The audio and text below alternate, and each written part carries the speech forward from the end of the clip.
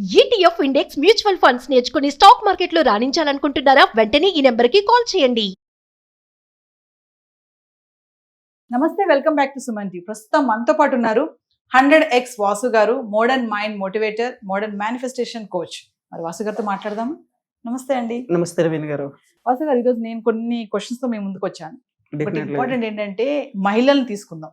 చాలా మంది ఆడవాళ్ళకి ఏంటంటే పెళ్లి కాక ముందు నేను అలా ఉండాలి ఇలా ఉండాలి అనుకుని ఒక స్థిరపడాలి, మా పేరెంట్స్ ని బాగా చూసుకోవాలి, పెళ్లి చేసుకుని బాధ్యతలు, పిల్లలు, సంసారము, అత్తమామలు, ఆడపడుచులు ఇందులో ఇరుక్కుపోయి నాది నేను సాధించలేననే ఒక ధోరణిలో ఉండుంటారు. సడన్ గా వాళ్ళకి పెళ్లి చేసేసుకుంటారు, పెళ్లి అయిపోయి ఏం చేయలేరు.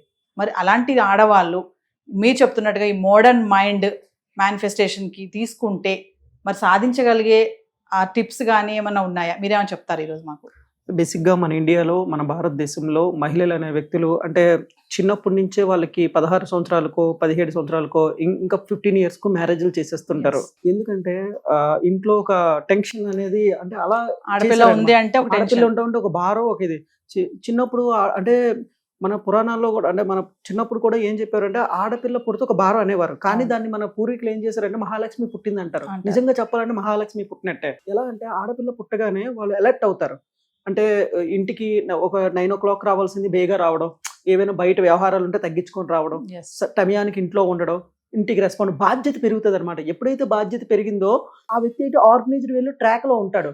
ఎప్పుడైతే ట్రాక్ లో ఉన్నాడో హెల్త్ పెరుగుతుంది, వర్క్ మీద ఇది పెరుగుతుంది, ఫోకస్ పెరుగుతుంది, ఆటోమేటిక్గా వెల్త్ పెరుగుతుంది. సో ఇదంతా థాట్ ప్రాసెస్ లింకే. అప్పుడు మహాలక్ష్మి పుట్టింది అనడానికి నిదర్శనం ఏంటి? ఎప్పుడైతే ఇవన్నీ పుట్టాయో మహాలక్ష్మి రూపంలో వచ్చినట్టేగా. సో అలాగనే అబ్బాయిలు పుడితే చెడు అని నేను చెప్పను. అమ్మాయిలు పుట్టడం వల్ల ఏం జరుగుతుంది అంటే ఇంటికి ఒక అదృష్టం అనుకోవచ్చు. అయితే ఇప్పుడు మన దైనందిన కార్యక్రమంలో ఆడవాళ్ళకి 16 సంవత్సరాలకి 17 సంవత్సరాలకి పెళ్లి చేయడం వల్ల వాళ్ళకి ఏవేవో ఆశలు ఉంటాయి. అంటే నేను ఒక ఐఏఎస్ అవ్వాలి, ఐపీఎస్ అవ్వాలి, లేదంటే బిజినెస్లు చేయాలి, ఇంకా ఏమైనా సిఏ చేయాలి, ఇంకా ఏమైనా యాక్టర్ అవ్వాలి, లేదంటే లాయర్ అవ్వాలి అన్నీ ఉంటాయి. మన యొక్క సబ్ కాన్షియస్ మైండ్లో ఏం జరుగుతుందంటే, అంటే ఫాదర్ మైండ్లో కానీ హస్బెండ్ మైండ్లో కానీ చిన్నప్పటి నుంచి ఆడవాళ్ళని త్రుక్కివేయబడింది, అంటే అణిచివేయబడింది అనమాట. అంటే నువ్వు బయటికి వెళ్తే బతకలేవు, నీకు నేనే సర్వాధికారం, నీ వల్ల ఏమీ చేత కాదు అనే రిపీటెడ్ క్వశ్చన్స్ చిన్నప్పటి నుంచి పదే పదే పదే సబ్ కాన్షియస్ మైండ్కి ట్రిగర్ చేయడం వల్ల, ఫీడ్ చేయడం వల్ల వాళ్ళ మైండ్ ఏం జరుగుతుంది అంటే నేనేమి చేయలేనేమో, నా వల్ల ఏమీ చేత కాదేమో, నేను దేనికి పనికిరానేమో, నేను డబ్బులు సంపాదించలేనేమో, నేను పేరు ప్రఖ్యాతులు రానేమో అనుకొని ఒక భర్త మీద డిపెండ్ అయిపోతున్నారు. అయితే ఇక్కడ ఏంటి, ఇక్కడ కొంతమంది భర్తలు, ఒక 20-25% భర్తలు ఇప్పుడు ఈ మధ్య మారింది, ఫ్రీడమ్ ఇస్తున్నారు. కానీ కొంతమంది ఏం చేస్తారంటే, కొంతమందిని మాత్రమే ఆ ఫ్రీడమ్ని వేరేలా తీసుకుంటున్నారు అనమాట. కొంతమంది అన్ని అర్హతలు ఉండి కొంతమందికి ఏమో ఫ్రీడమ్ ఇవ్వట్లేదు.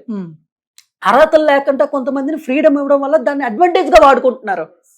సో దీనివల్ల నమ్మకాలు పోతున్నాయి అనమాట. దీన్ని మోడర్న్ వేలో కూడా వాడుకోవచ్చు. ఫస్ట్ ఆఫ్ ఆల్ మీరు జీవితంలో ఎదగాలంటే మీకు బలమైన దృఢ సంకల్పం కావాలి. దృఢ సంకల్పం ఏంటంటే మీ సంకల్పానికి అంత బలం ఉంటే ప్రకృతి మొత్తం మీకు సహకరిస్తుంది. ఇదే మేనిఫెస్టేషన్ అనమాట. అంటే ఎలా, ఇప్పుడు ఫర్ ఎగ్జాంపుల్ చాలా మంది లేడీస్ ఉన్నారండి, అంటే మన ఇండియాలో కానీ అద్భుతాలు సాధించిన వాళ్ళు కానీ ఎంతో మంది ఉన్నారు. స్పోర్ట్స్లో తీసుకోవచ్చు, సింగింగ్లో తీసుకోవచ్చు, మ్యూజిక్లో తీసుకోవచ్చు, యాక్టింగ్లో తీసుకోవచ్చు, అడ్వకేట్ రంగంలో తీసుకోవచ్చు, బిజినెస్ రంగంలో తీసుకోవచ్చు. మరి వీళ్ళంతా ఎలా అంటే, ఇక్కడ ఒకటండి, నీ మీద నీకు ఒక సెల్ఫ్ ఇమేజ్ ఉంటుంది. సెల్ఫ్ ఇమేజ్ అంటే ఏంటి? నిన్ను నువ్వు ఎలా నమ్ముతున్నావు, నిన్ను నువ్వు ఎలా చూసుకుంటున్నావు, ఫ్యూచర్లో నిన్ను నువ్వు ప్రజెంట్ ఎలా చూసుకుంటున్నావు. ఇక్కడ నీ మీద నమ్మకం బలంగా ఉండేటప్పుడు 100 మంది వచ్చి నువ్వు చేయలేవు అన్నా సరే నువ్వు నమ్మవు. ఇక్కడ నీ నమ్మకాలు బట్టి అది ఉంటుంది అనమాట. సో నీ నమ్మకం కానీ దృఢ సంకల్పం కానీ బలంగా ఉన్నట్టయితే ఖచ్చితంగా యూనివర్స్ అనేది దారిలో ఓపెన్ చేస్తుంది. ఫస్ట్ ఆఫ్ ఆల్ నువ్వేం చేయాలి అంటే, ఇప్పుడు నువ్వేం చేసినా సరే 3 విషయాలు అయితే గుర్తుపెట్టుకోలేండి. ఒకటి అంటే ఆడవాళ్ళు ఏదైనా చేయాలంటే, ఒకటి నేను డబ్బు సంపాదించడంలో ముందుండాలి, జ్ఞానం సంపాదించడంలో ముందుండాలి, అలాగే సొసైటీకి హెల్ప్ చేయడంలో ముందుండాలి, అలాగే ఇదంతా నా కుటుంబం కోసం ఏదైనా ఉండాలి. ఇవన్నిటిని నేను ఏదో డబ్బు సంపాదిద్దాం అనుకోవద్దు, సేవ ప్లస్ సర్వీస్ అనుకోవాలి. అలా ఉంటే నీకు ప్రకృతి లేదా లా ఆఫ్ అట్రాక్షన్ మీ ఇంట్లో వాళ్ళందరూ కూడా సహకరిస్తారు. ఎప్పుడైతే నీలో స్వార్థభావం పెరిగిందో, ఇప్పుడు నేను కొంతమందిని చూశాను, ఇప్పుడు నాకున్న సర్కిల్లోనూ ఒక వ్యక్తి బాగా ఆ వ్యక్తి పెళ్లి చేసుకున్నాడు. ఆ అమ్మాయిని అడగగానే మంచి యూనివర్సిటీలో చదివించాడు. వన్స్ ఆ అమ్మాయి యూనివర్సిటీలో చదివించిన తర్వాత ఆ అమ్మాయికి మంచి జాబ్ రాగానే ఈ అబ్బాయిని వదిలేసింది. ఇంకొక స్టోరీ కూడా చెప్తాను. ఆ మధ్య ఎవరో ఒక ఆయన చిన్న జాబ్ చేసుకొని ఆ వ్యక్తిని సివిల్ సర్వీసెస్ చదివించాడు. వాళ్ళు సివిల్ సర్వీస్ రాగానే అమ్మాయి డైవర్స్కి అప్లై చేసింది.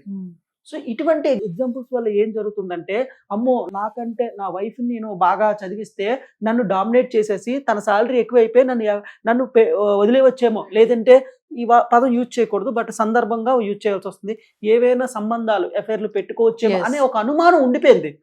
కానీ మీరు మీ భర్తకి ఏ విధంగా ఉండాలంటే, ఏది ఏమైనా సరే నువ్వే నా శ్రీరామచంద్రుడివి, నువ్వే నా భర్తవి అనే ఒక నమ్మకం ఇచ్చినట్టయితే, ఏదైనా సరే మీరు జెన్యున్గా ఉన్నట్టయితే ప్రపంచంలో అన్ని భర్తలు మీకు సపోర్ట్ చేస్తారు, ఎవరైనా మీకు సపోర్ట్ చేస్తారండి. ప్రపంచంలో అందరూ, ఇంట్లో పేరెంట్స్ కూడా సపోర్ట్ చేస్తారు. కాకపోతే నీ యొక్క దాంట్లో జెన్యునిటీ ఉండాలన్నమాట. నీ కోరికలు నువ్వు ఎదగడంలో, చెప్పాను కదా, నువ్వు నీ ఫ్యామిలీని కాపాడడంలో కానివచ్చు, లేదంటే డబ్బు సంపాదించడంలో కానివచ్చు, ఆ డబ్బు వచ్చిన తర్వాత సొసైటీకి ఎలా ఉపయోగపడుతుంది, అలాగే నువ్వు చేసే బిజినెస్ ఎదుటి వాళ్ళ ప్రాబ్లమ్ సాల్వ్ చేయాలి, ఏది ఆ సర్వీస్ రూపంలో ఉండాలన్నమాట. అంటే ఎదుటి వారికి హెల్ప్ చేసే విధంగా ఉండాలి. డబ్బు అనేది బై ప్రోడక్ట్ అండి, పేరు అనేది బై ప్రోడక్ట్. డబ్బు కానీ, పేరు కానీ, లేదంటే నీ యొక్క ఆనందం కానీ ఊరికినే రావు. నువ్వు ఏదైనా కాంట్రిబ్యూట్ చేస్తే వస్తాయి. దీనికి నీకు మేనిఫెస్టేషన్ అనేది ఉపయోగపడుతుంది. చాలా మంది ఎదగపోవడానికి కారణం ఏంటంటే, మేనిఫెస్టేషన్ అనేది జస్ట్ ఊహించుకుంటున్నారు, అఫర్మేషన్ చేసుకుంటున్నారు తప్ప వాళ్ళకి ఏం కోరికలు ఉన్నాయి, అది సొసైటీకి ఎలా ఉపయోగపడతాయి, నా ఫ్యామిలీకి ఎలా ఉపయోగపడతాయి అని ఒక స్ట్రాంగ్ పర్పస్ కానీ యాడ్ చేసినట్టయితే, పర్పస్ క్రియేట్ ఏ మోషన్ అండి. అంటే ఎక్కడైతే స్ట్రాంగ్ పర్పస్ ఉంటుందో అది నిన్ను కదిలేలా చేస్తుంది. పర్పస్ వీక్గా ఉందనుకోండి, కదిలేలా చేయదు. ఏది ఏమైనా సరే నేను అమ్మాయినే పెళ్లి చేసుకుంటా, ఏది ఏమైనా సరే నేను గవర్నమెంట్ జాబే కొడతా, ఏది ఏమైనా సరే నేను సినిమా ఇండస్ట్రీకే వెళ్తా, ఏది ఏమైనా సరే డబ్బులు రాకపోయినా సరే నేను మ్యూజిక్లోనే ఉంటా, ఏది ఏమైనా సరే నేను ఈ ప్రొఫెషన్లో ఉంటా, ఉన్నవాళ్ళు లేరా, సక్సెస్ అయిన వాళ్ళు లేరా? సో ఇక్కడ స్ట్రాంగ్ రూట్స్ అనమాట. ఈ స్ట్రాంగ్ రూట్స్ చెక్కు చెదరకంట ఉంటే ఒక పర్వతం లాగా నిన్నెవరూ డిస్టర్బ్ చేయలేరు. అలా ఉన్నప్పుడే మేనిఫెస్టేషన్ నీకు సపోర్ట్ చేస్తుంది. లేదంటే ప్రతి ఒక్కరు, ఇంట్లో వాళ్ళు, రిలేటివ్స్, హస్బెండ్, పిల్లలు నిన్ను సూటిపోటి మాటలతో గొడుతూనే ఉంటారు. సో నీకు టైర్ ప్యాచ్ అయిపోయినట్టుగా ప్యాచ్లు అయిపోతూ ఉంటాయి. ఆఖరికి ఏం జరుగుతుందంటే, అలా ఇంట్లో ఉండిపోవడం, కొన్ని రోజులకి చనిపోవడం, ఇదే జరుగుతుంది. సో లైఫ్ అనేది సాక్రిఫైస్ చేయడానికి కాదండి, క్రియేట్ చేయడానికి. ఈ ప్రపంచంలో life is all about experience అనమాట. మనం చనిపోయే లోపు, ఇప్పుడు నా ఉద్దేశం కూడా, మనం ఏదో ఒక రోజు పోతాం. ఆ పోయే లోపు 10,000 వీడియోలు, 50 వీడియోలు ప్రపంచానికి ఇచ్చి పోవాలి. ఇది నా ఉద్దేశం. ఇందులో డబ్బు వస్తుందా, డబ్బు రాదా, పేరు వస్తుందా అనేది లేదు. నిష్కామ కర్మ అంటారు దీన్ని, భగవద్గీతలో కానివచ్చు, ఎక్కడైనా. నిష్కామ కర్మ అంటే ఏంటంటే, నువ్వు ఏదైనా ఒక పని చేసేటప్పుడు ఏమి ఫలితం ఆశించకుండా నువ్వు పని చేయాలి. ఇక్కడ ఫలితం రాదని కాదు, వస్తుంది. కానీ నీ మైండ్ మొత్తం ఏంటంటే, పేరు వచ్చినా రాకపోయినా, డబ్బు వచ్చినా రాకపోయినా, ఇంకా ఏమైనా గౌరవాలు వచ్చినా రాకపోయినా, నా ముందు ఉన్న పని ఏంటి, నా సందర్భం ఉన్న పని ఏంటి, ఫుల్ ఫోకస్డ్గా ఆ పని చేసుకుంటూ పోతే ఖచ్చితంగా ఏదో ఒక రోజు నీకు అన్ని బై ప్రోడక్ట్గా వస్తాయి. సో ఈ విధంగా మేనిఫెస్టేషన్ అనేది మనం ఉపయోగించుకోవచ్చండి. సో నేనేం చెప్తానంటే, మా మోడర్న్ మైండ్స్లో మేనిఫెస్టేషన్లో ప్రత్యేకంగా ఉమెన్స్ కానివచ్చు, ఆడవాళ్ళకి కానివచ్చు, అంటే ఇంకెవరైనా కానివచ్చు, వాళ్ళకి ఒక స్పెషల్ క్లాస్ అనేది మేము అపాయింట్మెంట్ ద్వారా కానివచ్చు, వర్క్షాపులు కానివచ్చు చేస్తాం. మీరు మీ హస్బెండ్ని కన్విన్స్ చేస్తూ, మీ ఇంట్లో వాళ్ళని కన్విన్స్ చేస్తూ, మీరు అనుకున్న రంగంలో బిజినెస్ ఎలా చేయాలి అనేది నేర్పిస్తాం. ఒకవేళ మీకు ఏ ఐడియా రాకపోతే, మీరు మీకున్న స్కిల్స్కి ఏ బిజినెస్ పెడితే బాగుంటుంది, దాన్ని ఎలా స్కేల్ అప్ చేయాలి, దాన్ని ఎలా ప్రాఫిట్లోకి తీసుకురావాలి, దానికి మన మోడర్న్ మైండ్ మేనిఫెస్టేషన్ టెక్నిక్స్ ఎలా ఉపయోగించుకోవాలని ఒక అథెంటిక్ జెన్యూన్ కాన్సెప్ట్ అనేది ఉందండి. సో ఇంట్రెస్ట్ ఉన్న వాళ్ళు మనల్ని అప్రోచ్ అవ్వచ్చు. సంకల్పం అనేది దృఢంగా ఉండాలంటున్నారు. ఎలా ఉండాలంటే, ఒక చెక్కు చెదన ఒక పర్వతం ఎలా ఉంటది, ఒక తుఫాన్ వచ్చినా సరే అంత బలంగా ఎప్పుడైతే ఒక బర్నింగ్ డిజైర్ తో ఉంటావో, ప్రపంచంలో 100,000 మంది 1000 మంది వచ్చి నువ్వు డిస్టర్బ్ చేసినా సరే నువ్వు డిస్టర్బ్ అవ్వవు. నీ మీద ఉన్న నమ్మకం అనేది రాక్ సాలిడ్ గా ఉండాలి. అంత రాక్ సాలిడ్ గా ఎప్పుడైతే ఉంటుందో, ఖచ్చితంగా నువ్వు ఇంకా వేరే ఆప్షన్ అయితే లేదు. Success is a by product, money is a by product, అలాగే happiness is a by product. ఇవన్నీ బై ప్రోడక్టే. నువ్వు చెయ్యాల్సింది చెయ్యాలి. నీ మనసులో సెల్ఫ్ ఇమేజ్ లో బలంగా, దృఢంగా ఒక వజ్ర సంకల్పంలా ఉండాలన్నమాట. సో అదండి. థ్యాంక్ యూ అండి.